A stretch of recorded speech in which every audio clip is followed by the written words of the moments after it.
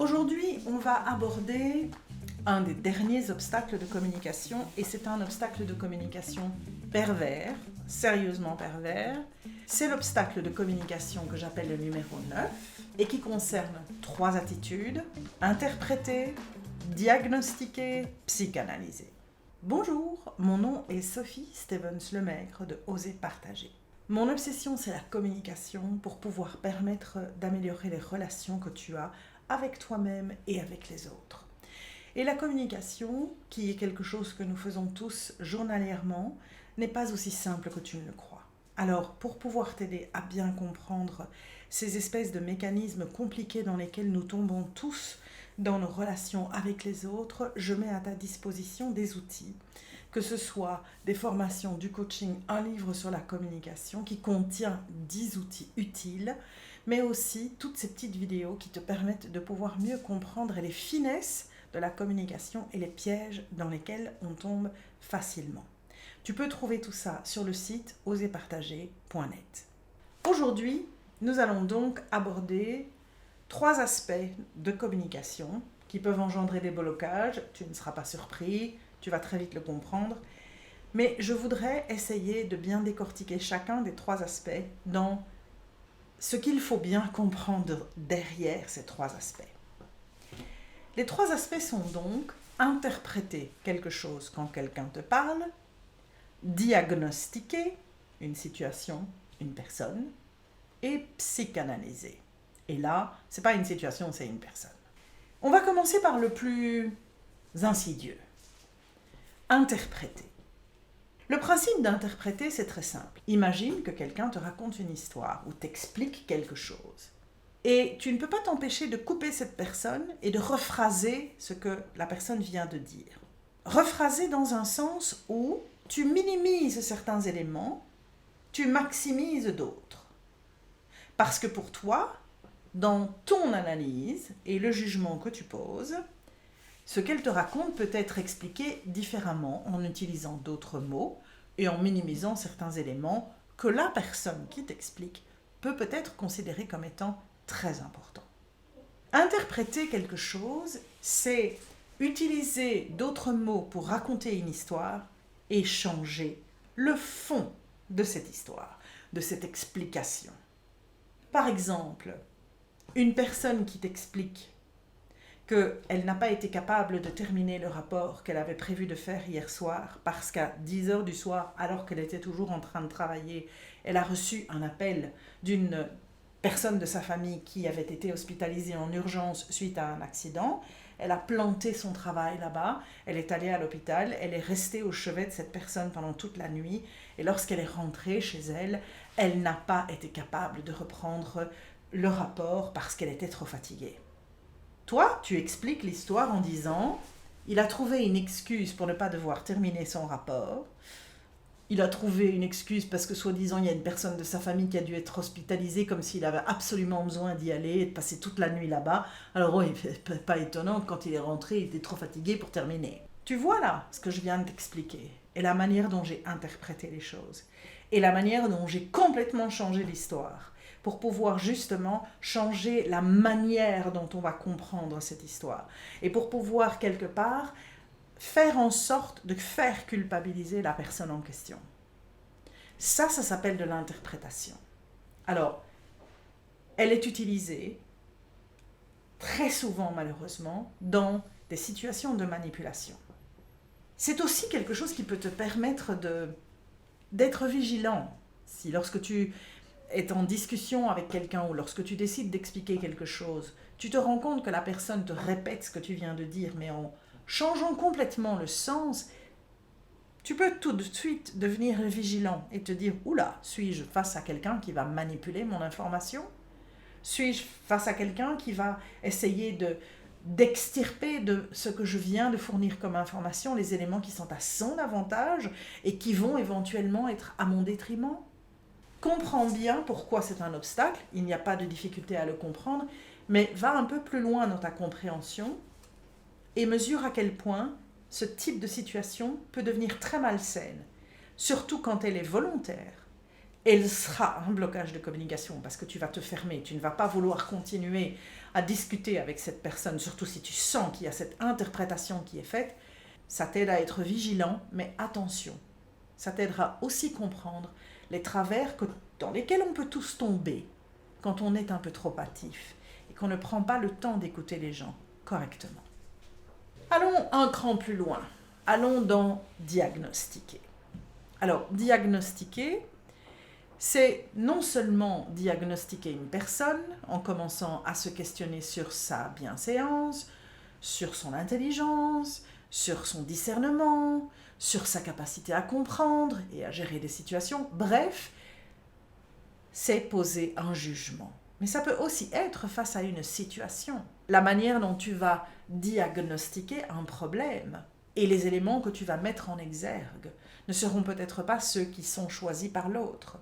Et s'enclenche alors une rivalité d'analyse sur une problématique identique, mais qui va être complètement gérée d'une manière différente. Diagnostiquer, tu peux trouver ça dans des exemples comme tu es dans un cadre professionnel, tu dois travailler en équipe avec 3-4 personnes, on vous donne quelque part un sujet, vous devez terminer une analyse et produire les résultats de cette analyse dans un délai de X jours. Lorsque tu reçois les informations, tu commences à faire ton analyse basée sur ta rationalité mentale quelque part, et tu te rends compte qu'il va falloir un certain nombre d'outils, un certain nombre de personnes, et que tu vas devoir distribuer les tâches, par exemple. Et la manière dont tu présentes les choses, au moment où vous vous retrouvez tous ensemble, est une manière basée sur ton analyse. Et puis tu vas te retrouver face à quelqu'un qui va dire « mais c'est pas du tout comme ça qu'il faut faire le boulot. Tu rigoles quoi ?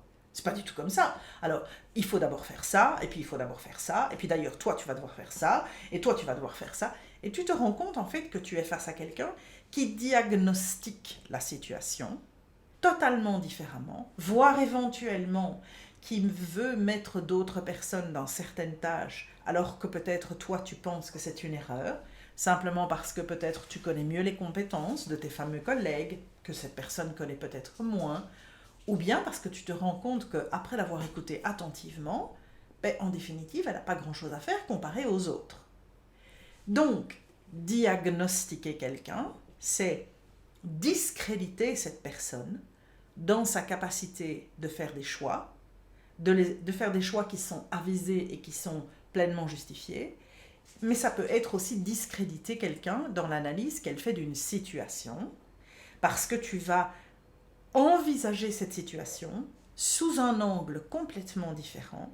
Alors, si tout est possible dans une relation saine, tu peux avoir deux personnes qui t'expliquent une même situation et qui vont mettre en emphase différents éléments, parce que selon leur perception tout à fait distincte, certains éléments seront plus importants que d'autres. Mais à partir du moment où le diagnostic est fait pour te déséquilibrer et pour te dévaloriser, à ce moment-là, c'est un obstacle complet de communication, parce que tu n'auras absolument pas envie d'aller plus loin dans une discussion. Ou alors, ce qui va se passer, c'est que tu vas vouloir argumenter pour te défendre, voire éventuellement pour défendre ton point de vue ou ta position, et comme il n'y a pas d'écoute venant de l'autre, vous allez rentrer dans une situation de conflit. Donc, le diagnostic se situe à tout plein de niveaux différents. Il faut pouvoir être avisé avant de se lancer dans ce genre de choses. Et si tu dois oser critiquer quelqu'un dans son analyse, parce que dans une conversation, on doit être capable de pouvoir le faire, de nouveau, essaye de te baser sur des éléments factuels, essaye de proposer des solutions, pas de diagnostiquer, mais d'éventuellement arriver avec une analyse qui soit différente. Pas parce que tu veux t'opposer, mais simplement parce que peut-être il y a la nécessité de réfléchir ensemble pour trouver une solution qui convienne à tout le monde.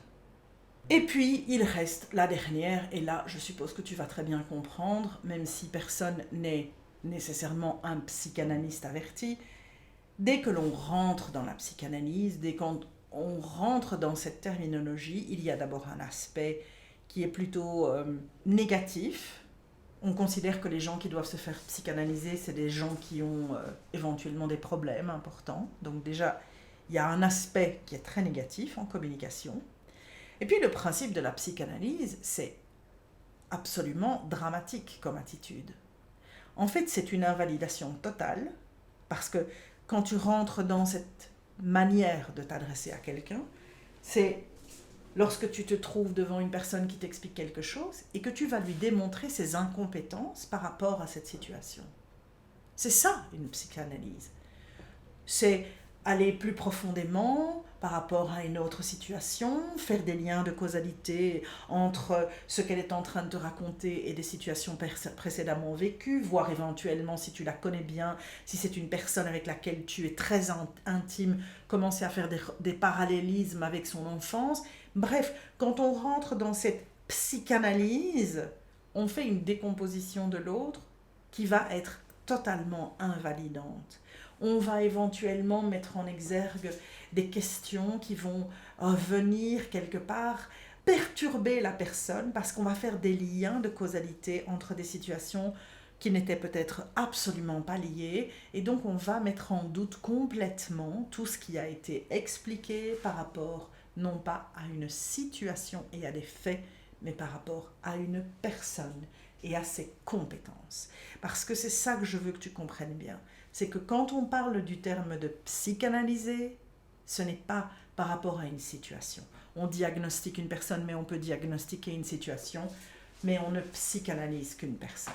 Donc, tout de suite, tu rentres dans un rapport de communication qui est absolument impossible. Si tu rentres dans une situation où tu te permets de faire la psychanalyse d'une personne qui vient te trouver et qui t'explique une situation qu'elle vit et une difficulté qu'elle rencontre, c'est une invalidation sans équivoque. Voilà pourquoi, petite conclusion mais très claire, ces 3 attitudes en communication sont automatiquement des blocages. Et des blocages qui peuvent avoir des impacts assez conséquents.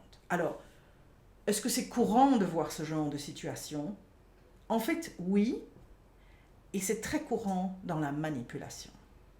Et donc, cet aspect des blocages est beaucoup moins courant, je dirais. Ce n'est pas le premier blocage que j'expliquerais si je devais donner des exemples de blocages courants, mais par contre, ces blocages-là, ils ont un aspect extraordinairement malfaisant. Parce qu'il y a une décrédibilisation, une invalidation derrière qui est violente, et surtout, ce sont des blocages qui sont principalement engendrés par des personnes qui tombent dans des attitudes qui sont très souvent liées, si pas automatiquement liées à de la manipulation. Donc voilà, je voulais que tu comprennes bien ces 3 petites particularités de blocage de communication parce qu'ils ont leur travers, mais ils sont à analyser avec un regard un peu différent et une grande méfiance si jamais tu as l'impression de te trouver face à des situations similaires. Voilà, pour nourrir ta réflexion et ta connaissance, et à la prochaine fois. Salut!